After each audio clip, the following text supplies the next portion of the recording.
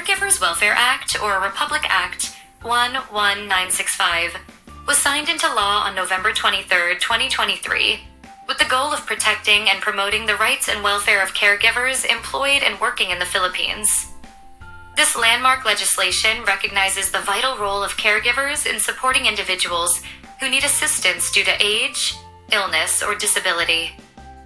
Since the law was enacted after the cutoff date for BAR 2024 coverage, it will be included for the first time in the 2025 BAR examinations, making it a timely and essential topic for all BAR takers to study. The law sets clear labor standards for caregivers employed in private households or care facilities, whether hired directly or through an agency. It requires that all caregivers be employed under a written contract, specifying the job description, duration of employment, salary, benefits, work schedule, and other arrangements. A copy of the signed and notarized contract must be provided to the caregiver. The Department of Labor and Employment is tasked with issuing a model employment contract to assist both employers and caregivers. The law defines a caregiver as a person at least 18 years old who provides personal care, support, and assistance to clients in private homes, nursing or care facilities, and other residential settings. A caregiver may include licensed healthcare professionals listed as such with the Department of Labor and Employment, or any person who possesses a caregiving certificate accredited by the Technical Education and Skills Development Authority.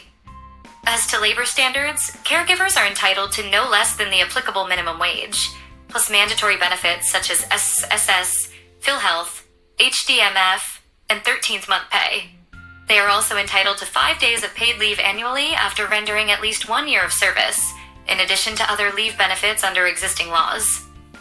The law also limits working hours to 8 hours per day, with overtime or night shift differential pay, if applicable. If the caregiver resides in the employer's home, the employer must provide adequate meals and humane sleeping arrangements at no cost. In cases of unjust dismissal or termination without just cause, the employer is required to pay indemnity equivalent to 15 days of work. Needless to say, the caregiver must be paid for compensation already earned. On the other hand, caregivers are expected to perform their duties faithfully, maintain confidentiality, and respect the privacy and dignity of their clients.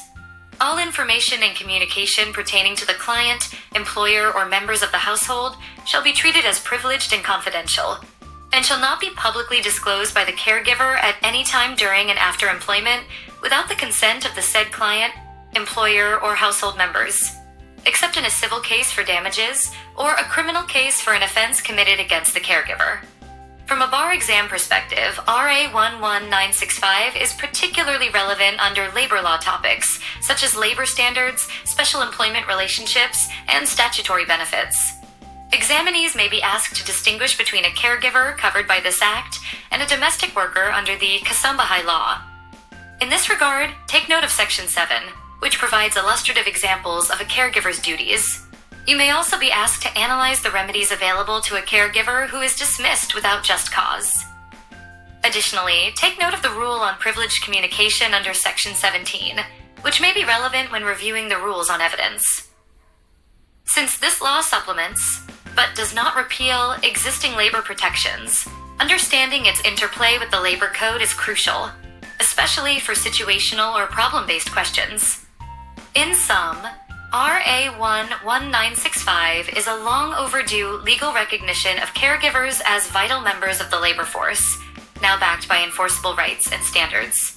As bar examinees, knowing this law is not just about passing the exam, it's about preparing to protect vulnerable workers in practice.